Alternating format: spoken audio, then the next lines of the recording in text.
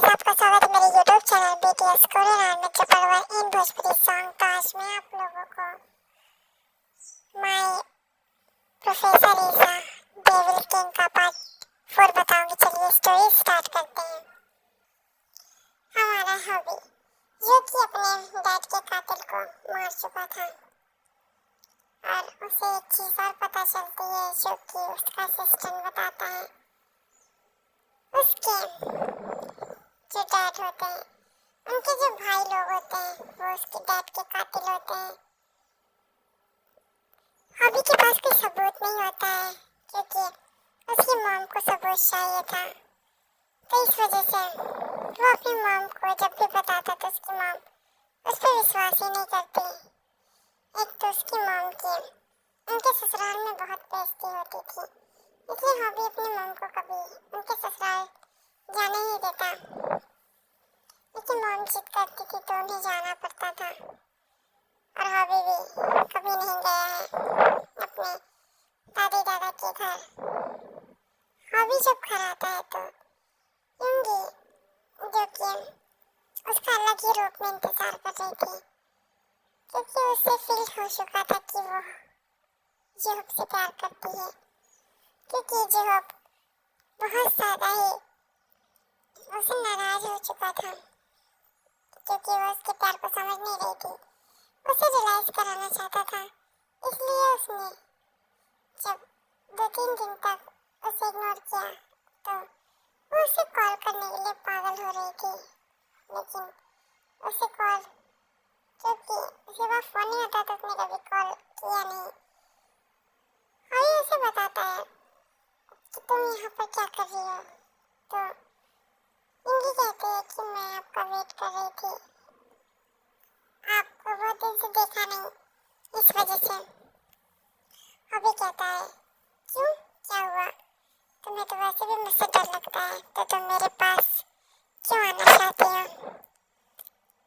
अब यूंगी कहती है कि क्योंकि मुझे नहीं पता कि मैं आपके लिए क्या फील कर रही हूँ, बट मैं आपके बिना रह नहीं पा रही हूँ। मुझे अच्छा नहीं लगता है जब आप घर में नहीं होते।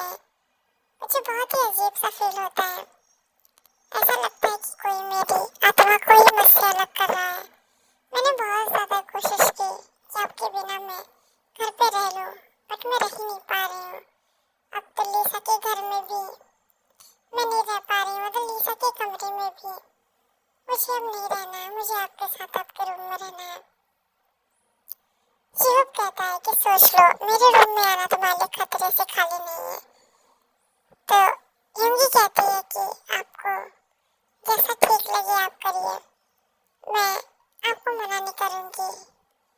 इधर जब भी हमारी यूंगी सुबह उठती है तो जिहोब उसके साथ थोड़ा सा रोमांस करता था, मतलब उसका हाथ पकड़ लेता था, उसकी कमर पे हाथ रख लेता था। इन दोनों के बीच किस तो नहीं हुई थी, लेकिन इतना उसको पागल करने के लिए काफी था। हॉबी जो कि सोचता है कि अब उसकी वाइफ उसके बिना नहीं रह पाएगी, उसे अपनी मॉम से बात करनी होगी। तभी उसके पास एक फोन आता है, उसमें उसके अंकल कहते हैं कि ये बास्टर्ड, तुमने हमारे ऊपर केस कैसे किया, बोलो कैसे तुम्हारी हिम्मत हुई हमारे ऊपर केस करने की, आखिर क्यों क्यों किया तुमने। हॉबी जो कि यूंगी को टेंशन में नहीं रखना चाहता था, इसलिए कहता है कि तुम अपना सामान लेकर मेरे रूम में जाओ, तो तब मैं अपना काम करके आता हूँ। ऐसा बोलकर वो जो कि अब यूंगी के पास से हट जाता है और वो बाहर आ जाता है। बाहर आने के बाद वो कहता है कि अभी तो खेल शुरू हुआ है, मैं सिर्फ इतना चाहता था कि मेरी मॉम एक्सेप्ट करे कि मेरे डैड के कातिल तुम लोग हो। मेरी मॉम एक्सेप्ट नहीं कर रही थी, इसलिए तुम सब बचे हुए थे। टेंशन मत लो, जब तुम अरेस्ट हो गए तब तुम्हारी मौत भी आ जाएगी, जिससे तुम्हें जेल में रहने का पेन झेलना नहीं पड़ेगा। उधर से उसके अंकल कहते हैं कि ये बास्टर्ड, तुम हमें मारने का प्लान बना रहे हो। यस अंकल, ऑफ कोर्स आपको मारने का ही प्लान बना रहे हैं। वो क्या है ना, हम लोग थक चुके हैं आपको समझा समझा कर कि किस तरीके से बिहेव करना है, किस तरीके से क्या करना है, लेकिन अब माने तब ना। नहीं मानते हैं आप तो हमें कुछ ना कुछ तो करना ही होगा। चलिए कोई नहीं, आप भी तो याद रखेंगे कि समीर साथी से पाला पड़ा था। ऐसे बोलकर वो जो कि बहुत ज्यादा ही पूरी तरीके से हंसता है। उसकी हंसी सुनकर उसके अंकल की पैरों की जमीन खिसक जाती है और कहती है, उनके अंकल तुम बहुत ज्यादा ही गलत कर रहे हो, इसका हर्जाना तुम भुगतना पड़ेगा। तो अभी कहता है पहले जिंदा तो रह लो, हर्जाना बाद में दे लेना। और वैसे भी तुमने मेरा बहुत ही अच्छा मूड खराब किया है, तो इसकी पनिशमेंट तुम्हें डबल होकर मिलेगी। टेंशन मत लो, तुम्हारी लोगों की मौत मेरे ही हाथों लिखी है। मैं अपने हाथों से लूंगा, इस वजह से तुम्हें ज्यादा तकलीफ की जरूरत उठाने की जरूरत नहीं है। जब मैं लूंगा तो जाहिर सी बात है कि बहुत ज्यादा बुरी तरीके से तुम लोग तड़पोगे। और मैं अपने दुश्मनों को इतनी आसान मौत नहीं देता हूँ।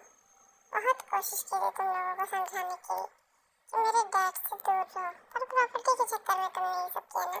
और तुम्हारे खानदान में तुम्हारी बेटी और तुम्हारी बीवी, तुम्हारी माँ, तुम्हारे पापा, मैं किसी को भी नहीं छोड़ूंगा, क्योंकि यू नो ना, I am the great mafia king in the world. तुमने समझा भी कैसे कि मैं तुम्हें छोड़ दूंगा? बिल्कुल भी नहीं।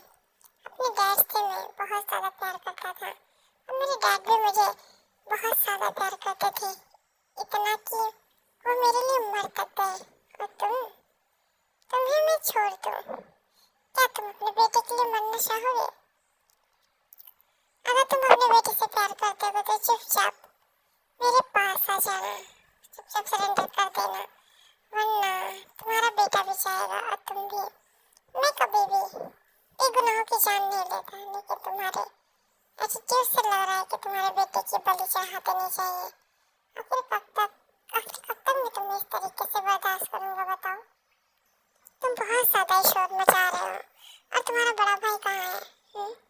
वो उस कमीने को भी मैं बहुत जल्द मौत की धूल चटाऊंगा, क्योंकि उसे बहुत ज्यादा खुशी मिल रही होगी ना अपनी बेटी की शादी करके। उसकी बेटी जो एक बार में एंजॉय किया करते थे, उन सब चीजों की वीडियोस है मेरे पास, कल तक इंटरनेट पर वायरल हो जाएगी। और तुम्हारे बच्चे की भी बहुत सारी वीडियोस हैं, क्योंकि उसने बहुतों का रेप किया है। और उस वीडियो को जब मैं सोशल मीडिया पे डालूंगा तो सोचो कितनी ज्यादा आग लगेगी ना, कितना ज्यादा मनोरंजन होगा, कितने अच्छे से सबको प्रसाद मिलेगा। तड़पा कर मारने से अच्छा है कि बदनाम करके मारो, मजा आता है। चलो कोई नहीं, मैं रखता हूँ, क्योंकि तुम्हारी वजह से मेरी वाइफ को वेट करना पड़ रहा है। तो कमीशन तो तुम लोगों को मिलना चाहिए, तुम्हें काला कर दूंगा। यहाँ पर उन दोनों को पुलिस वाले उठा ले जाते हैं, भाभी के चाचा और पापा को, बड़े पापा को। इसी तरीके से हम देखते हैं हावी अपने रूम में आता है। इमली ने उसके रूम को और ज्यादा ही अच्छे से डेकोरेट कर दिया था अपने सामान के साथ। अब हावी उसे देखकर स्माइल करता है और कहता है कि बहुत ज्यादा एक्साइटेड लग रही हो, क्या बात है? इमली शायद करते हुए कहती है, ऐसा कुछ नहीं है, वो बस में क्या, वो बस में वैसे भी मॉम नहीं है, वो जो कि 2 दिन के लिए मंदिर गई है, और उनके साथ लिसा भी, क्योंकि उन्होंने मुझे कॉल करके बता दिया था, क्योंकि तुमने तो बताया नहीं था। अब लुंगी को याद आता है उसे लिसा के रूम में रहना चाहिए था। अब तो हॉबी उसे छोड़ने वाला नहीं है, और वो जो कि कहती है कि आज मुझे शायद लिसा के रूम में ही सोना चाहिए। आपके रूम में मैं कल आऊंगी, नहीं परसों, जब मॉम आ जाएंगी तब। हॉबी उसे पकड़ के कहता है कि क्यों, क्या हुआ, डर गई? नहीं ऐसा कुछ नहीं है, मैं डरती नहीं हूँ आपसे। वो तो बहुत ज्यादा हॉबी बन चुकी है डर की इस वजह से, अपने घर वालों की वजह से। वैसे देखा जाए तो हम दोनों में बहुत कुछ कॉमन है। तुम्हारे डैड के जो घर वाले हैं वो तुम्हारे मॉम को और तुम्हें परेशान करते हैं, और हमारे डैड के घर वाले हैं सेम, वो भी ऐसा करते हैं। तुम्हारे में तो तुम्हारे डैड शहीद हो गए थे, बट मेरे में उस डैड को मानने वाले उनकी फैमिली मेंबर थे। यहाँ पर यूं शौक हो जाती है और कहती है कि आपने इतना सब कुछ झेला है तो ये होता है, और क्या, और तुमने भी कुछ कम नहीं झेला है यूंगी, मुझे पता है तुमने भी बहुत ज़्यादा झेला है, तो फिर टेंशन मत लो। मैं बहुत ज़्यादा ही खुश हूँ, मुझे बिल्कुल भी प्रॉब्लम नहीं है तुम्हारे इस तरीके से रवैये से, और मैं कोशिश करूँगा कि मैं तुम्हें हमेशा खुश रख सकूँ। और वो यूंगी को किस कर लेता है, यूंगी जो कि शौक थी, पहली बार किसी ने यूंगी को इस तरीके से टच और किस किया है, उसे समझ नहीं आ रहा था वो क्या करे, वो रोके या फिर ना रोके, लेकिन अब क्या ही कर सकती है, वो अपनी आंखें बंद कर लेती है, उसे इंजॉय करने लगती है। ये बात हॉबी को पसंद आती है कि हमेशा ही यूंगी उसे ढकेल कर दूर कर देती थी, लेकिन आज उसने उसको दूर नहीं ढकेला तो वो खुश था इस बात से। ऐसे ही अब हम देखते हैं कि यूंगी जो कि बहुत ज़्यादा ही मौन कर रही थी, क्योंकि हॉबी उसे बाइट्स दे रहा था, और यूंगी फुल निकट होती है, यूंगी जो कि अपने दर्द को भूल रही थी क्योंकि उसे बहुत सारे जख्म दिए गए थे। और हमारे हॉबी को भी, हॉबी और यूंगी दोनों ही इंटीमेट हो जाते हैं, यूंगी जो कि बहुत ज़्यादा ही हैप्पी फील कर रही थी, साथ में उसे पेन भी हो रहा था, और हमारा हॉबी वो तो बहुत ज़्यादा खुश होता है, आज उसे उसकी लाइफ मिल चुकी थी।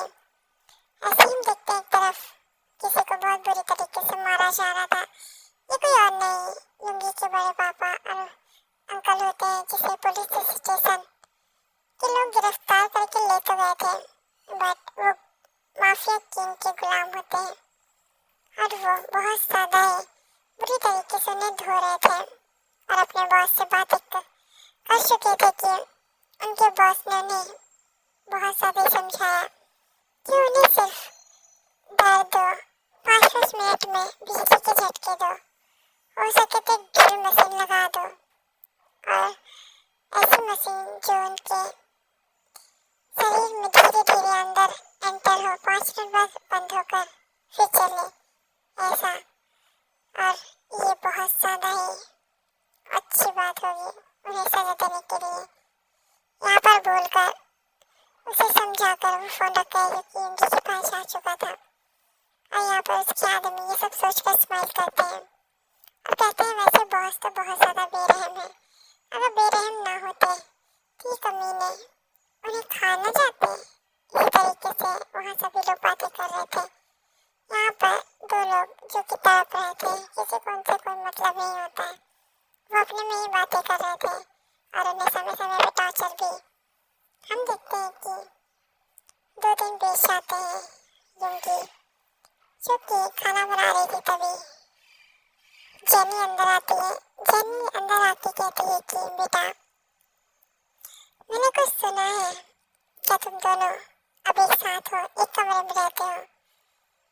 यूंगी जो कि शाय फील कर रही थी और जेनी से कह रही थी कि मॉम, वो कुछ बोल पाती है, हॉबी आके उसे टाइटली हक कर लेता है। यूंगी जो कि शौक थी कि उसके पास उसकी मॉम खड़ी होती है, लेकिन वो अपनी मॉम को ध्यान ही नहीं दे पाता है क्योंकि उसकी मॉम जो कि दरवाजे के पीछे हो चुकी थी, और वो जिस स्थान पे खड़ी थी, जिस जगह पे वो थोड़ा दरवाजे के पीछे था, वहीं से वो यूंगी से पूछ रही थी, लेकिन हॉबी का इस तरीके से यूंगी के करीब आना, उसे हक करना और उसकी गाल पे किसेस देना, यूंगी उसे रोकना चाहती थी। तभी कोई खांसता है, हॉबी अपने सेंस में आकर पीछे देखता है तो उसकी मॉम होती है। अपनी मॉम को देखकर शॉक हो जाता है और कहता है मॉम आप यहाँ, मुझे ऑफिस का कुछ काम है तो आज मैं लंच नहीं करूँगा, बाय यूंगी। यूंगी को फंसाकर वो अपने काम के लिए चला जाता है। ओके यार, मैं इस पार्ट को एंड करते हैं। नेक्स्ट पार्ट में जानेंगे अब आगे क्या होगा। लव यू सनांगी आर्मी।